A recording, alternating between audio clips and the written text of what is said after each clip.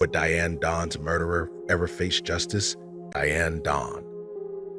In 1988, Diane Daun was 29 years old and living in Santee, California, just north of San Diego.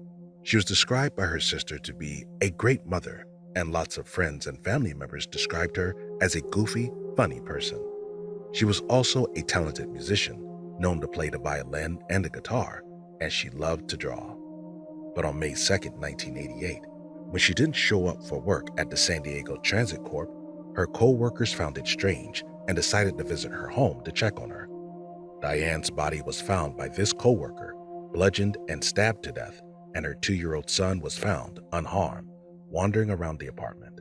Police began an extensive investigation right away to catch her killer, but little was uncovered, and for the next 34 years, her murder would remain unsolved. After the murder, Diane's son Mark was adopted by a family friend, but visited his biological family as often as possible. Even though he was only a toddler, he still, of course, struggled with the loss of his mother. Looking back, some of the struggles you go through is you feel alone because of what you went through. You lost your mother, he told police. You know you have family. You know you have family who loves you, but sometimes you do feel alone all the time.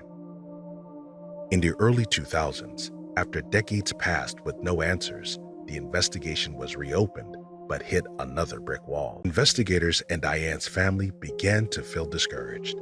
Would Diane Daun's murderer ever face justice, and would they ever get the closure they'd been seeking? It wasn't until 2020 that there would be a significant break in the case. Through the use of genetic genealogy, investigators were finally able to make a DNA match, and it tied to Warren Robertson. Genetic genealogists used Robertson's DNA profile to create 9 family trees consisting of nearly 1,300 people who were related to him either by blood or marriage.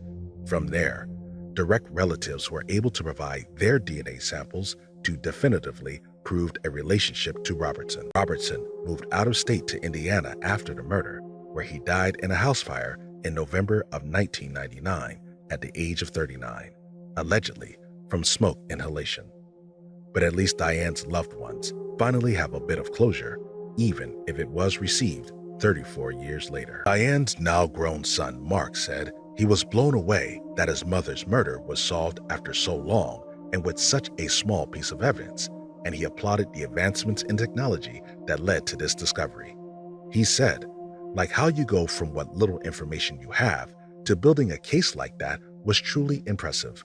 The answers that my family received is closure, and closure is everything, even after so much time had passed. Diane's sister, Victoria Daun Minter, also spent her life fighting for answers in this case. When she was informed that Diane's murder was solved, she said, "I didn't think anything was ever going to come of this. I thought I myself was going to go to my grave not knowing." Diane's case is one of 5 cold cases local to the San Diego area that have been solved using genetic genealogy in the past year.